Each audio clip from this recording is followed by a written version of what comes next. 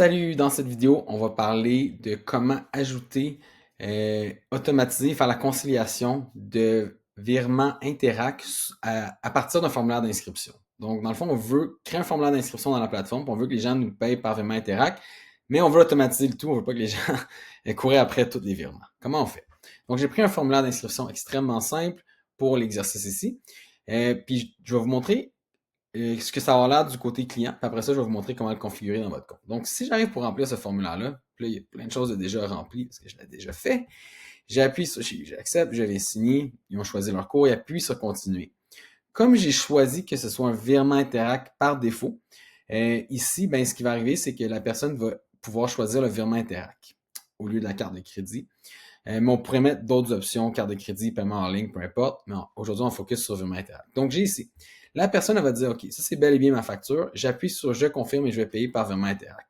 Dès que tu appuies, ça, ce qui arrive, c'est que ça fait l'inscription. La personne réserve sa place, elle est sur la liste de présence, mais sa facture est marquée comme étant non payée. Et donc, la personne arrive ici, ça lui donne les instructions de comment aller payer le montant de 100 $. Elle va ouvrir son application bancaire, mettre l'adresse courriel de l'organisme que vous avez choisi et mettre en message ou commentaire ce code-là qui est auto-généré par la plateforme, qui va permettre à la plateforme de, une fois qu'on reçoit le paiement, de dire que cette facture-là est payée. Donc, ça va de beaucoup vous simplifier les suivis parce que dès que les virements Interac rentrent, sont déposés automatiquement dans votre compte, puis la plateforme s'occupe de faire le suivi et démarquer comme étant payé.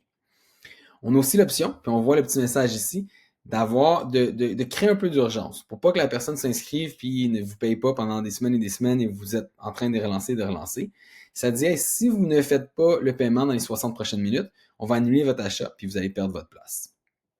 Pas obligé de configurer comme ça, mais c'est une des options pour vraiment automatiser tout le processus.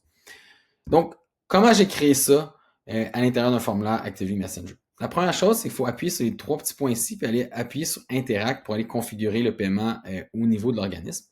Donc, si j'arrive dans mon Interact ici, ce que ça va me demander, c'est quoi le courriel de l'organisme de l'entreprise. Et le message commentaire, ça va être auto-généré. La question de sécurité, c'est seulement si vous n'avez pas le dépôt automatique. On recommande fortement le dépôt automatique. Je pense que la majorité des banques au Québec maintenant l'offrent. Et si vous l'avez, le dépôt automatique, on va venir cocher le dépôt automatique est actif pour cette adresse courriel. Tout est beau là-dessus. Par la suite, on regarde l'annulation automatique. Encore une fois, vous n'êtes pas obligé d'activer l'annulation automatique. Mais ce qui arrive, en gros, c'est que la personne fait une inscription et on lui demande de faire le virement tout de suite. Un peu comme on demanderait avec une carte de crédit, mais la personne a la carte de crédit pour pouvoir faire l'inscription. Donc la personne va faire le virement. Si elle fait le virement, tout est beau. C'est marqué comme étant payé dans la plateforme. Tout se fait bien, parfait.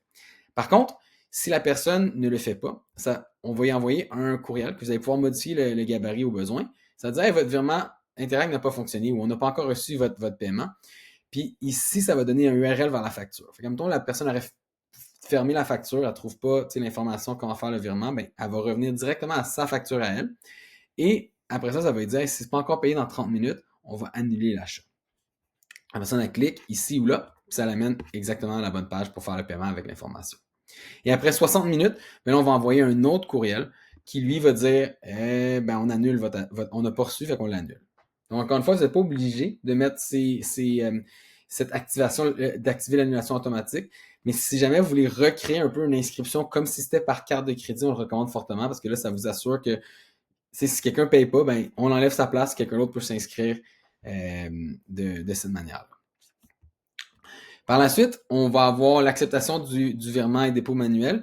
Donc, ce qui va être important ici pour la conciliation du paiement, ça va être de faire suivre les courriels de votre banque vers Interact à am.lol, dans le fond. Ça, c'est un virement qui va faire que quand vous recevez le courriel de confirmation de votre banque qui dit hey, vous avez reçu 100 $ de quelqu'un, on va pouvoir, faut tout simplement faire suivre automatiquement ce message-là dans Gmail, peu importe, à cette adresse courriel-là. Puis nous, avec ce courriel-là, on va voir le code, puis on va être capable de dire hey, ça a été payé, donc on va aller réconcilier dans la plateforme automatiquement comme étant payé. Puis là, donc ça va faire que toutes les factures qui sont payées vont être marquées comme étant payées. Si quelqu'un ne fait pas le virement, ben là, vous allez juste avoir à vérifier ceux qui n'ont pas payé.